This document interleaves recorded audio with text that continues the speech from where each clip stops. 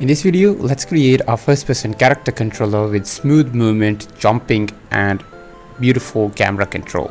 So let's get started.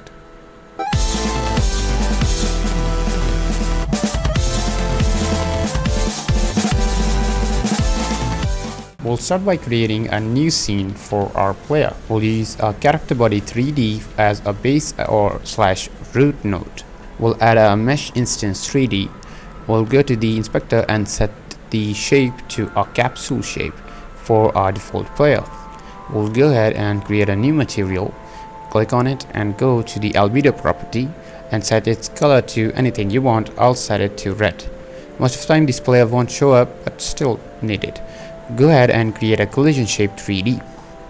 And same as usual, we'll create a capsule shape so it fits the shape of our mesh instance. Let's go ahead and attach a script to it and name it character and open it up and let's start coding. We'll start by creating some variables for movement. We'll go ahead and create a speed variable, velocity variable for jump velocity, and acceleration, air acceleration, friction, and air friction. We'll create a gravity variable and set it equal to project settings dot get settings and default physics / gravity. We'll create a function for movement and we'll create a physics process delta function. We'll apply the gravity we'll use the good old method of if or not on floor, and we'll set the velocity minus equal to gravity multiplied by delta. Then we'll handle the jump. We'll get input if input dot is action press jump, which is a already function, and on not on floor we'll set the velocity equal to jump velocity.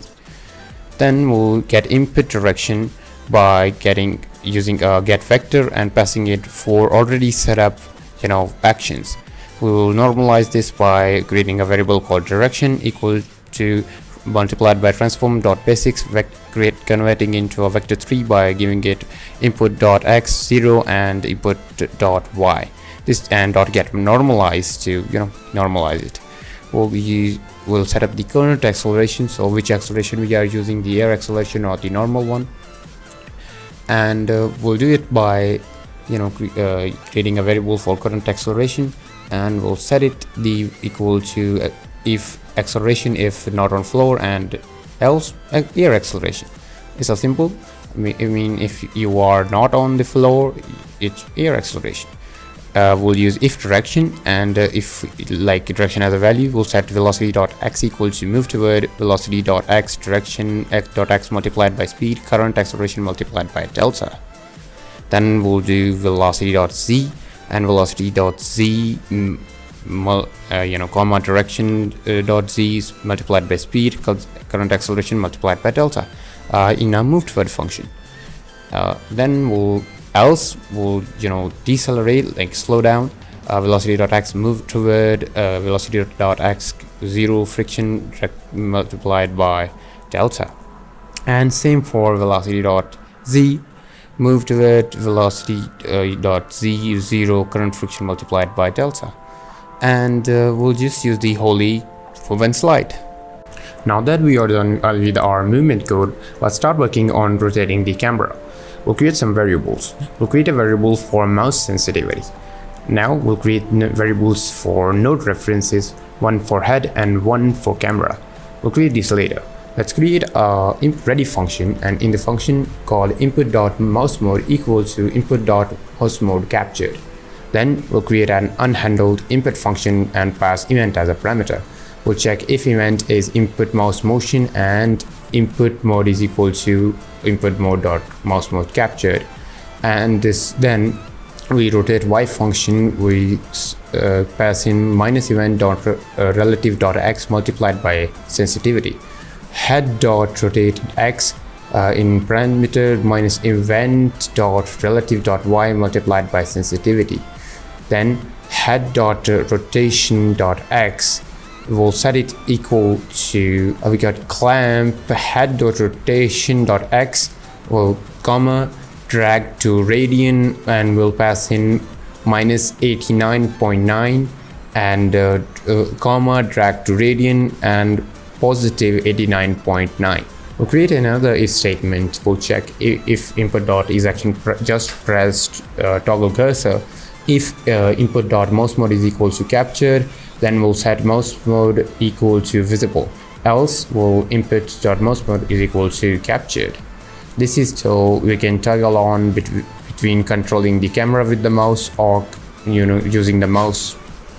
Now let's go ahead and set up all the scene. Let's go ahead and create a node 2D, and let's rename it to head, and I'm gonna set it to where you want the head to be. And let's create a camera 2D as a child, camera 3D, and you can adjust the position of the camera 3D according to so yeah, that's right there. And now you just need to assign them to the export variables we created, and after assigning them, we are almost done. We'll just drag and drop into the scene. By the way, I really love the physics-based snapping system, so you can snap it on objects, so useful. And yeah, let's place it somewhere here, and looking good in our scene. Let's go ahead and look at it. Let's run the scene, and we got first-person character controller. You can control it fully. You can beautifully walk it around and stuff, jump and stuff. And the cool thing is that you can climb down to the slope fast, and you'll have a bit of a difficulty climbing up the slopes, realistic physics. And I really love this thing. Now we have a simple character controller.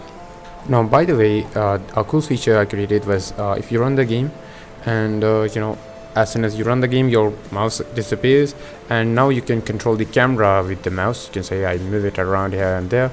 Now if you want to use your mouse, you can press the toggle key, which is escape for me, and now your mouse appears. You can make it disappear by toggling it.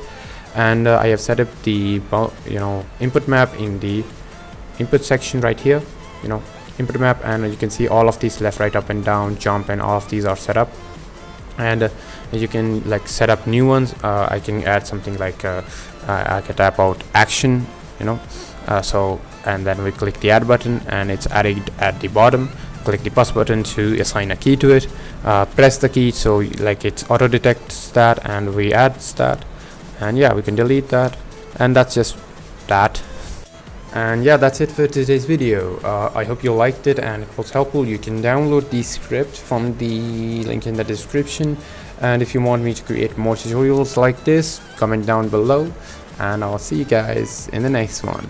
Don't forget to join the Patreon or channel membership if you want to help me out.